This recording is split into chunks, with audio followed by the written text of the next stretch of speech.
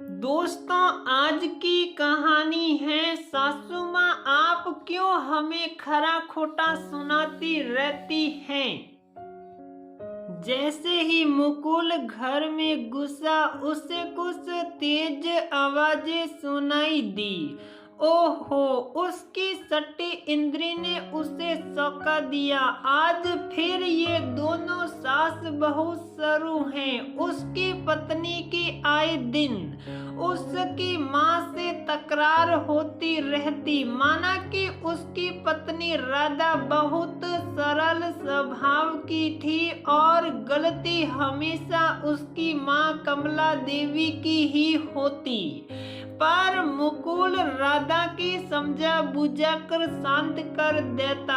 आज भी राधा सुबकती हुई कह रही थी, माँ जी आप क्यों हमें खरा खोटा सुनाती रहती हैं।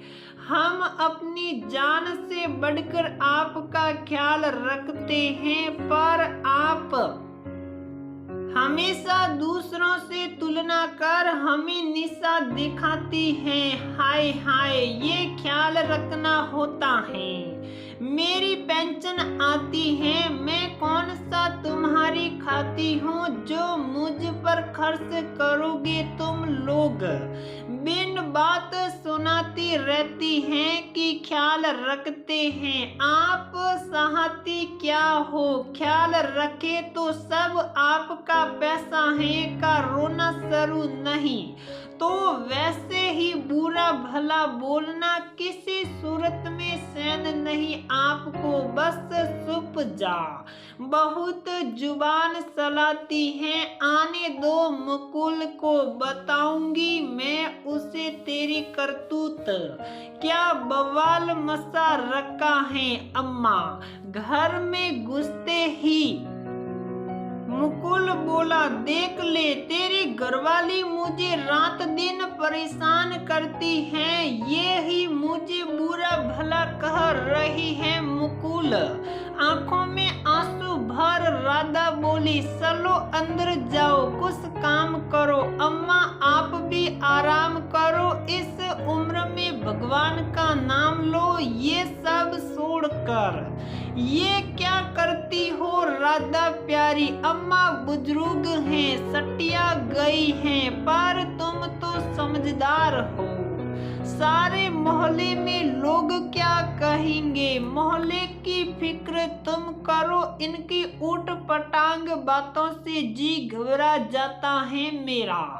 चली जाऊंगी कहीं घर छोड़कर किसी दिन। गुस्से से बोली राधा, पहली बार। क्या गजब करती हो यार। बूढ़े लोग की ये कड़वी बातें उनका आशीर्वाद ही होती हैं। सुन लिया करो चुपचाप।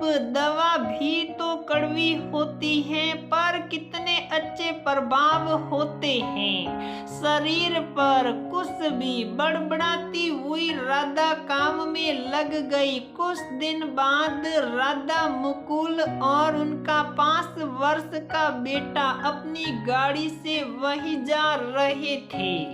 सामने से आती गाड़ी ने इतनी जोरदार टक्कर मारी कि उनकी गाड़ी चकनाचूर हो जाती। पर पता नहीं क्या चमत्कार हुआ कि वो बाल बच गए। जिसने भी देखा वो दंग रह गया। कोई आपकी मौत अपने सिर ले गया। आज तो आप तीनों कैसे बचे, ये चमत्कार हैं।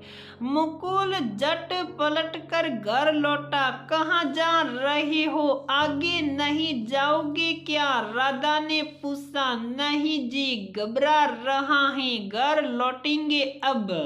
वो बोला। लौट कर देखा तो उसकी माँ के प्राण पखेरु उड़ चुके थे। डॉक्टर का बताया टाइम लगभग वो ही वक्त था जब वो दुर्घटना में बसे थे। समझ आया आज तुम्हें कि बूढ़े माँ बाप की कुछ खरी खोटी बातें क्यों आशीर्वाद कही जाती हैं या कुछ और साक्ष्य चाहिए। राधा भसकी सी सब बातों को दिमाग में जोड़ घटा रही थी।